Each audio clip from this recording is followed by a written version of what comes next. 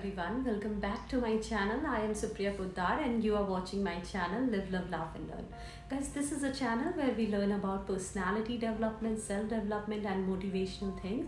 तो अगर आप नए हो तो मेरे चैनल को लाइक करो, सब्सक्राइब करो, बेल आइकन को हिट करो बिकॉज मैं हर वीक्स एवरी सैटरडे मैं वीडियो बनाती हूँ. तो अगर आप बेल आइकन को हिट करोगे तो आपको नोटिफिकेशन मिल पाएगा.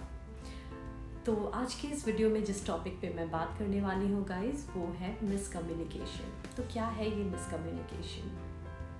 सिंपल वर्ड्स में कहे तो when we are failure to achieve communication, that is miscommunication. जब जो हम बोलना चाहते हैं वो exactly वो मैसेज सेंडर से रिसीवर तक वो मैसेज exactly उस वे में ना पहुँचे, उसका कुछ और मतलब निकले, या जो हम बोलना चाहते हैं exactly वो मतलब ना निकले, तो इसे हम मिसकम्युनिकेशन कहते हैं. तो रिसर्च कहता है और कि आपकी और हमारी 80% कम्युनिकेशन वो फैमिली मेम्बर में हो या फ्रेंड्स के साथ हो या वर्क प्लेस में हो या जहाँ भी हो, वो मिसअंडरस्टूड होती है. तो आप खुद समझ लो गाइस कि हमें इस पे काम करने की कितनी ज़्यादा ज़रूरत है.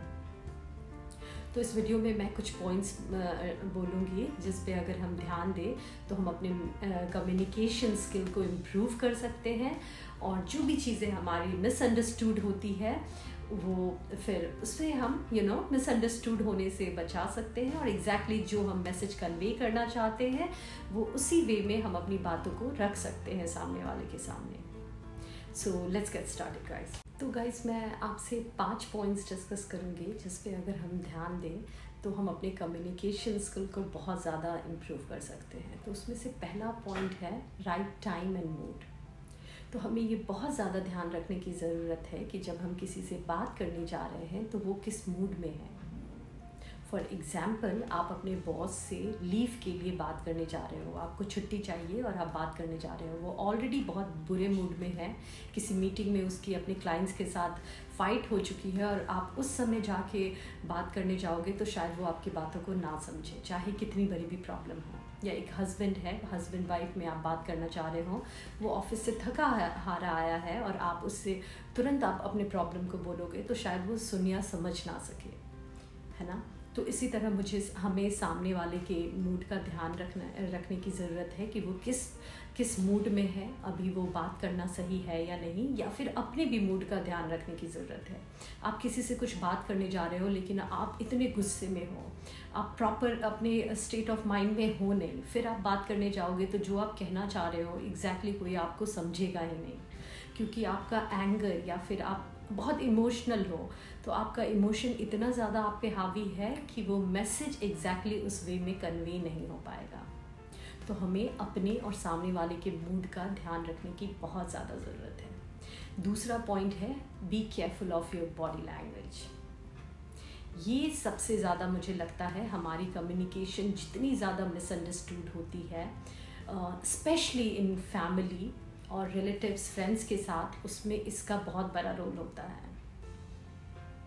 जैसा कि मैंने अपने एक पिछले वीडियो में भी कहा है गाइस कि हमारी सिर्फ 7% कम्युनिकेशन वर्बल होती है, बाकी 93% कम्युनिकेशन नॉन वर्बल होती है, जिसमें 55% बॉडी लैंग्वेज का रोल होता है और 38% आपके टोन ऑफ वॉइस का रोल होता है.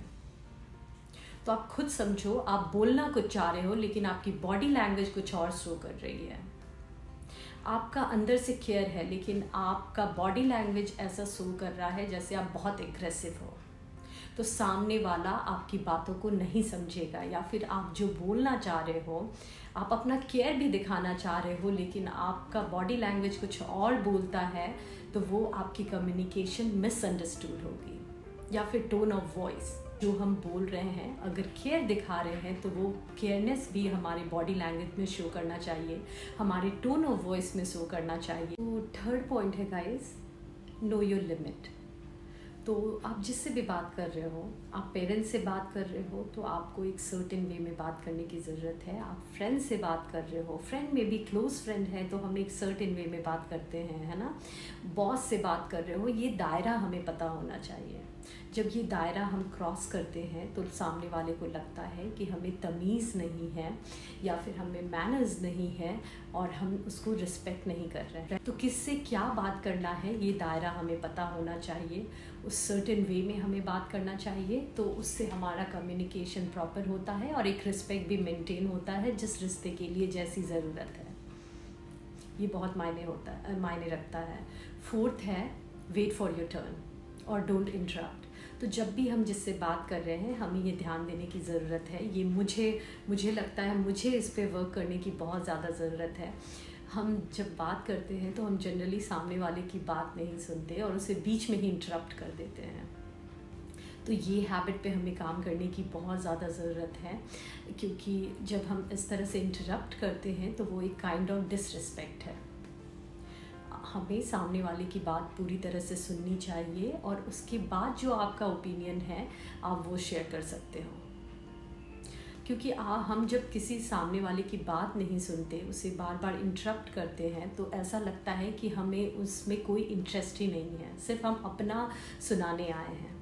और जब आप उनकी नहीं सुनोगे तो आपकी बात कौन सुनेगा, और समझना तो दूर की बात है।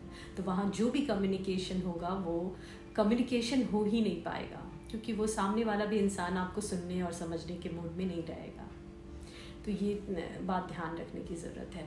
और लास्ट में एक बात कहूँगी गाइस, कि बहुत सारे ऐसे लोग होते हैं जो किसी का बुरा नहीं करते, है ना, बट समहाउ कुछ ऐसा होता है कि वो सबकी नज़र में खटकने लगते हैं, लोग उन्हें समझ नहीं पाते और वो चीज़ें उन्हें बहुत अंदर अंदर खाती है।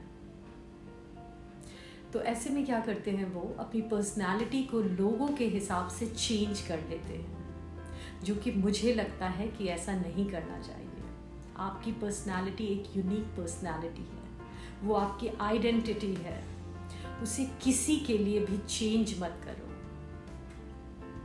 और कभी कभी जो चीज़ें आंखों में खटकती है लोगों की, वही आपकी स्ट्रेंथ होती है।